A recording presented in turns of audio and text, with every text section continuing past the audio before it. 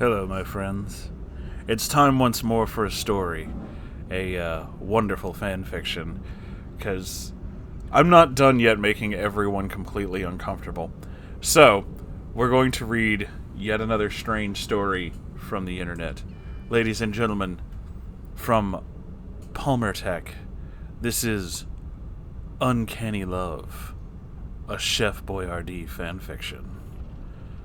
And if you're thinking to yourself, that sounds like it's about to get steamy in here. Oh yeah. This is gonna get really uncomfortable. Here we go.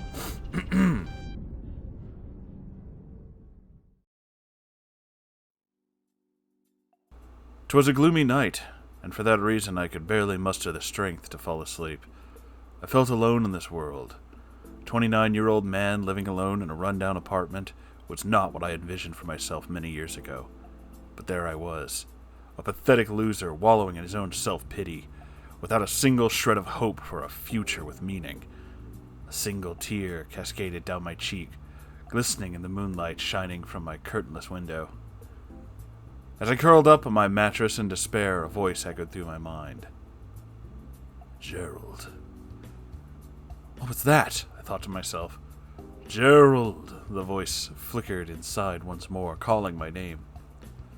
Who's there? I asked aloud. I received no response. I looked around my bedroom, eyes desperate to find the source of the voice. I saw nothing. Come to me, Gerald. The voice came from my head, but I could feel that its source was elsewhere. Where are you? My voice quivered in delusional wariness. The kitchen, my child.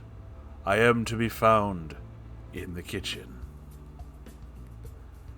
To the kitchen I went, my feet dragging behind. My mind was telling me no, but my body was speaking a different story. I couldn't control myself. The mysterious voice had me under its alluring spell. I was its prisoner. I shambled to the kitchen and froze in disbelief and awe at what my eyes saw before them. A giant can of Chef Boyardee, with spaghetti and meatballs, floated before me. It was magnificent. The glory of the shining can illuminated my very essence, transforming my soul. The can of spaghetti was twice as tall as I, and was about as wide as I am tall. The picture of the chef on my master's face winked at me. Come hither, my child, and be alone no longer, for I will embrace you. My face burned with passion for this deity before me. I've always yearned to be loved by someone, anyone, and now my greatest wish had become reality. I felt a pulling sensation, entangling us in a world of sublime bliss. I moved forward and embraced Chef Boyardee, his loving affection. His hard surface was warm and soothing to the touch. My face blushed as I leaned my head forward towards his magnificence, but hesitated, for I was unsure if what I was doing was right. Hesitate not, my child. Let your love flow through you. A single tear ran down my face. It was one of both overwhelming joy and shamed guilt. While it pleased me to no end for the can to accept my advances, I felt disgusted with myself for not realizing that earlier. I wiped my face, cleansing it of the streak left behind from my tear. I closed my eyes and pressed my lips against my eternal love. My cheeks burned with absolute passion as I shared this sacred kiss with the can. I released my lips from his surface, saliva dripping from my mouth. My tongue reached down to where we shared our passion, desperate to collect the fluids left behind. This was the closest thing to heaven as one could ever hope to reach without passing on to the afterlife. But I yearned for more. My passion turned into an almost primal lust. The canned goodness could feel the change inside my heart and grinned. I can see you're hungry for more, Gerald, my dear. Let me sate that appetite of yours. The Great One beamed with endearing glory as his lid opened. Come inside me, my love. I could feel my heart skip a beat. This was what one could only dream of experiencing.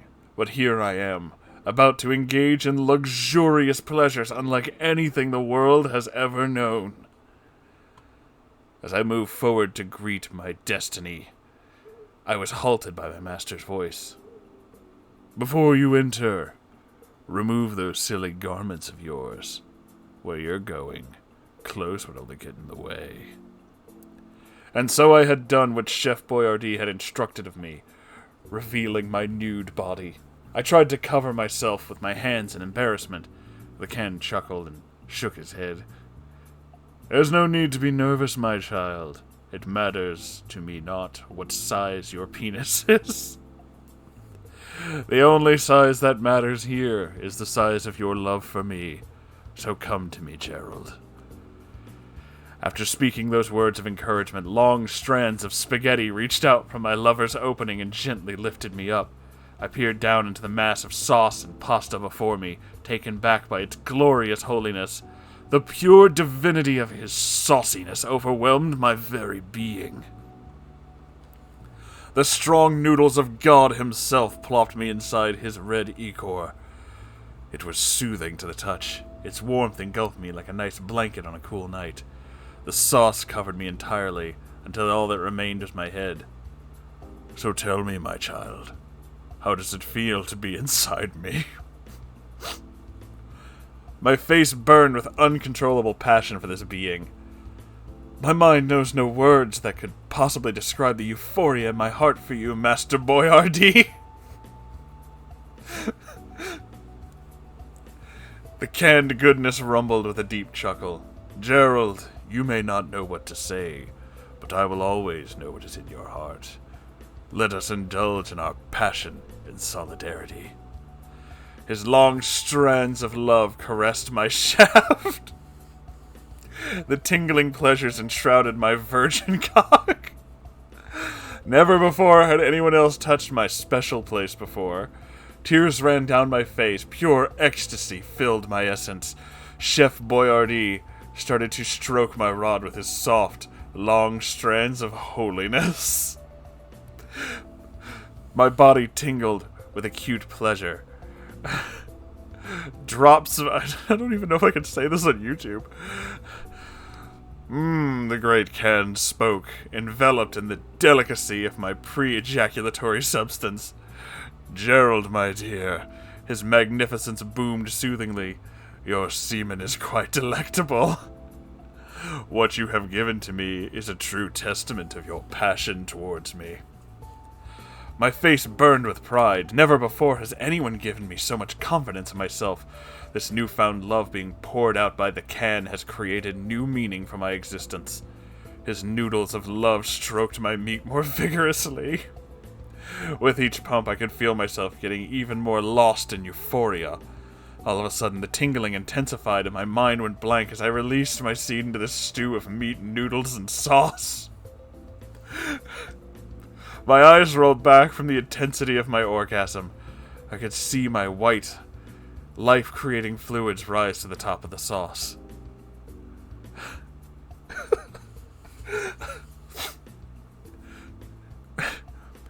You add quite the exquisite flavor to my broth, boy, but I need more from you. My heart raced with excitement. To be needed by anyone was magical experience, but for a divine entity such as this, mere words could never begin to explain away the euphoria. Take away anything you desire, O mighty can.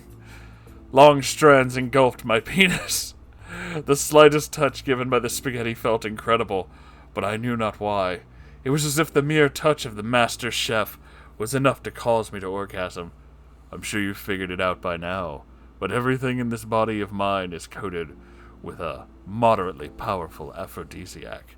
The slightest touch will cause you to come closer to climax. Also, it acts as an unearthly stamina enhancer, one that could never be rivaled by anything in this plane of existence. Consider it my gift to you, Gerald. With this newfound knowledge of the love given by Chef Boyardee invigorating my soul, my place was by his side. Noodles of pleasure writhe about. Prepare yourself, Gerald, the can whispered into my ear. I knew not what to prepare for, but I braced myself nonetheless. Suddenly, a particularly thin strand of pasta shot right up my anus. I'm sorry. The sheer pleasure caused me to ejaculate immediately. More, I groaned to my master. The thick rod started moving in and out of my anal cavity. Anus cavity. Anal cavity. Anus cavity. With each inward thrust, I expelled my seed. Over and over, a nut, over and over, a nut I had busted. If it wasn't for the fact that I was floating in a sea of pasta sauce, I would be, no doubt, on my hands and knees, taking it all like the bitch I am.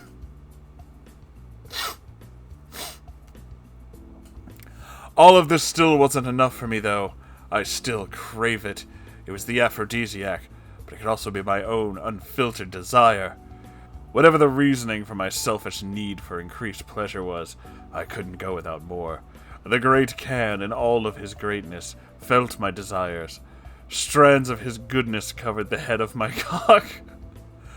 Ask and you shall receive, my child. His magnificence purred. Tell me, Gerald, do you desire more from this? His question echoed through my body. The gravity of such a quandary was incredible, but I gave my response immediately. My body knew what it wanted. Yes, master, give me more. The Can grinned in pride. The small strands of noodles covering the tip of my dick ceased their movement for a second, then dove down my cock. I don't think I can say that. I screamed from the sensation. I have never felt something so painful, yet so pleasuring. In and out the strands of pasta went, stimulating the inside of my erection in ways that I could never have thought possible before today. The chef's spaghetti continued to stroke the outside and inside of my rod, while continuing to pound my ass. This is heaven, I thought to myself. For 5 hours, we continued our session of love, not stopping for even a moment. All good things, however, must come to an end, else the pleasure becomes nothing at all. The Grand Master of Pasta lifted me out of his body. When my legs touched the floor, I nearly collapsed from exhaustion. Gerald, it is time for me to take my leave. I bowed my head in respect and sorrow. A long strand of spaghetti gently lifted my head by the chin. Worry yourself not, my child, for I shall be with you always. With a final wink, Chef Boyardee majestically floated into the floor and disappeared. My life was forever changed that day. I pranced around with a gleaming smile on my face, spreading the good news of his canned holiness. I told everyone about my newfound passion for his sauce, but all I've ever gotten were mean glances and the occasional, "What the fuck?" This would deter me not, for I, and I alone, know the truth. I know I would not be the only one forever, though. It's only a matter of time before the chef returns. A day I long for most dearly. For the time being, all I can do is spread his word, and pray to the saucy one, he who brings great taste wherever he goes.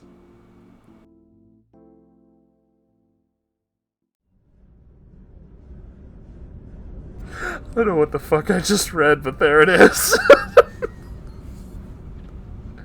I hope you all enjoyed this.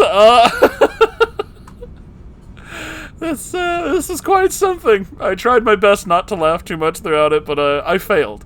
This was extra weird. So yeah, if you enjoyed this, make sure you like, comment, subscribe, all that good stuff. I have a Ko-Fi and a merch store. You can check those out. They'll support this channel. I also have my own subreddit, r/Moonhorse Stories, if you want to send me weird shit like this and other things. I appreciate it. There's also a Discord server and a live stream every Saturday. Check out the links below this video. They're all there. This was something. This was something. I'll see you all in the next episode. Chef Boyardee is love. Chef Boyardee is life.